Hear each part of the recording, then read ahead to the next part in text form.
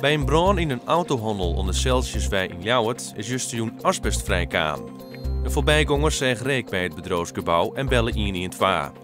De brandwacht trof bij het blussen van de brand een hemkwekerij aan. De correcte oorzaak van de brand wordt nog onderzocht. Het Glamour Beach Festival op het strand van de Lemmer had goed 22.500 bezoekers lutsen. Van donderdag ontsnijn wien er op 4 podia optredens. Vorig jaar bezochten zo'n 12.000 mensen Glamour. Het mooie waar, in combinatie met een extra festivaldag, had dit hier zorgen voor volle meer bezoekers. Tialf krijgt geen nieuwe kans op de topsportstatus bij een mogelijk opstappen van KNSB-voorzitter Doekle Terpstra. Dat denkt de PVV in Provinciale Staten.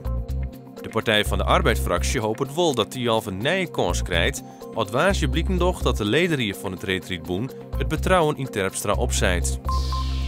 Het CDA in de gemeente van Zuidwest-Friesland wil dat zwembad Vitalo in Bolzet even blijft. Nevens de partij eerder geen noodzaak om het bad vanwege bezuinigings te sluiten en moet met broekers zoeken worden naar mogelijkheden om het bad te behouden. Er is al een handtekenactie in de sluiting in 2018.